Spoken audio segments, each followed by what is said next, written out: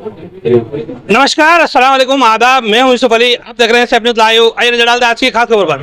दोस्तों, इस समय हम मौजूद है रोरो फेरी सेवा पर। आप देख रहे हैं समुद्र में इस समय हम रोरो फेरी सेवा का आनंद उठा रहे हैं। आज इसका शुभारंभ हुआ है अभी नालासोपारा विधायक क्षितिज ठाकुर के हाथों इसका शुभारंभ हुआ है। प्रायोगिक तौर पर यह रोरो फेरी सेवा आज से शुरू हुई है। आने वाले समय में इसको कंटिन्यू करने के बाद में शासन द्वारा विधिवत उद्घाटन किया जाएगा। उसका ऐलान शासन कर चुका है।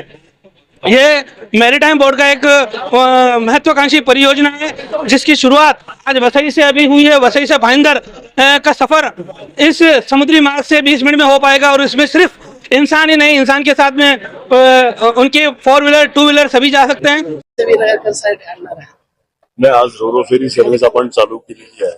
2010-11 पासून कंटिन्युअस पाठपुरावा, त्याच्यामध्ये बरेच अडचणी म्हणजे एन्व्हायरमेंटचे असतील, मँग्रोव्स म्हणजे आपण बघितलं इकडे रॅम्प वगैरे बनवायला मँग्रोव्स पासून सगळेच अडचणी आल्या। 2010-11 2024 एवढी वर्ष लागली फक्त रोरो फेरी सर्व्हिस आपल्याला चालू आहे।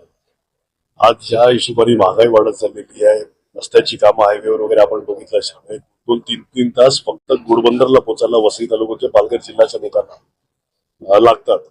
त्याच्यामुळे 20 मिनिटांमध्ये वसईवरून आपण मीरा भाईंदर उद्याला जो लिंक रोड मीरा भाईंदर पर्यंत येईल, तिकडून आपण न हायवेला जाता लिंक रोडच्या माध्यमातून मुंबईपर्यंत जाऊ शकतो। हायवेवरून जायचं झालं तर मीरा भाईंदरून एक 15-20 मिनिटावर हायवे लागतो। मग ठाण्याला वगैरे जायला पण ही सोयीस्कर पडेल। त्याच्यामध्ये दुसरं एक एक्सप्लोरेशन चालू आहे की हायवेच्या ब्रिजकडे जरी रोरो फेरी सर्व्हिस जाऊ शकते। आता दुर्दैवाने त्या ब्रिजची हाईट लो टाईडच्या टायमाला बोटीला जायला हरकत नाही, पण हाय टाईडच्या टायमाला ते ब्रिजच्या हाईटमुळे रोरो फेरी सर्व्हिस त्या पलीकडे जाऊ शकते।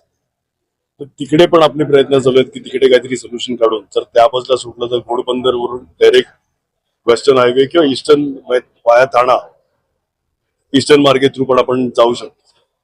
फेज 2 मध्ये लवकरच म्हणजे आपण विरारला जर बघितलं तर नारंगीला मोठ्या प्रमाणामध्ये जेटीचं काम झालेलं आहे। समोरच्या साईडला टिंबी खोडाबे म्हणजे इकडून आपल्याला जर पालघरला जायचं असेल तर 1.5-2 तास कमीत कमी, इकडून हायवेला 10 किलोमीटर हायवे पोचायला, तिकडून मनोर किंवा बोईसरवरून लेफ्ट मारून मग आपण मध्ये एक अजून घाट बीट चढून म्हणजे 1.5 ते 2 तास कमीत कमी आपल्या लोकांना पालघर जिल्ह्यामध्ये जे हेडक्वार्टर्स जे आहे तिकडे पोचायला जाणार आहे। नारंगी ते टेंबी फोडावा लवकरच तिची पण फेरी सर्व्हिस चालू होईल।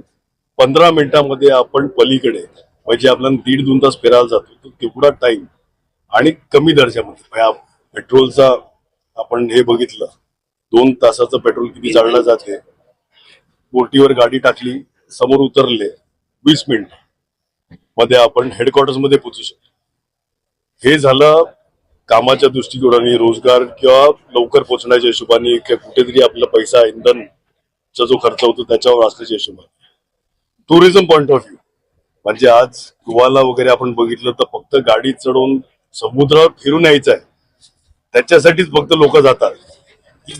ते इकडून पलीकडे जायचं तसं नाही। समुद्र आम्ही गाडीमध्ये बसून समुद्र बघून आले तर तसं पण आपल्या इकडे एक चांगलं टुरिझम पॉइंट ऑफ व्ह्यू लोकांना चांगलं हे होईल। हे झालं ट्रान्सपोर्टच्या हिशोबाने। ह्याच्याच बरोबर आपण वेगवेगळी म्हणजे मेरीटाईम मध्ये आम्ही मीटिंग घेतलेली, तर जे प्रायव्हेट बोटी असतील ज्यांना परवानग्या पाहिजे असतील की जे पार्टी बोट असेल, कोणाला वाढदिवस करायचा असेल, साखरपुडा करायचा असेल समुद्राच्या मध्ये, तर तसे पण काही लोक आम्हाला येऊन भेटलेले की आपले स्थानिक जे मच्छीमार आहेत ऑफ सीझन मध्ये कुठेतरी त्या लोकांना ते टुरिझमच्या हिशोबाने पण पैसे मिळतील, तर त्याच्यासाठीचे लायसन्सेस लागतात। म्हणजे एक झालं मेरीटाईम कडून परवानगी मिळते, दुसरं झालं हे एस्टॅब्लिशमेंटचे जे सगळे लायसन्सेस आहेत जे आपल्या जिल्ह्यातून वेगवेगळ्या डिपार्टमेंट मिळतात, तर तसं पण प्रॉपर टुरिझम रिलेटेड जे आपल्या इकडे लोकांना एक रोजगार निर्मिती, यंगस्टर्सनी अशा सगळ्या व्यवसायामध्ये आला पाहिजे। जसं गोवाला आपण बघतो की बरीचशी लोक आपल्या इकडून फ्रायडे सॅटर्डे संडे जातात, येण्या जाण्याचा खर्च, परत इकडे राहण्याचा खर्च आणि त्याच सोबत हे समुद्राचा एक्सपिरियन्स आपल्याकडे जो खर्च झाला पाहिजे, आपल्या लोकांनी ते व्यवसाय केले पाहिजे, त्या हिशोबाने सगळे प्रयत्न चालू आहेत। हमारे चैनल सैफ न्यूज़ लाइव पर अपने व्यापार और सेवा से संबंधित विज्ञापन प्रसारण हेतु दिए गए मोबाइल नंबर पर संपर्क करें।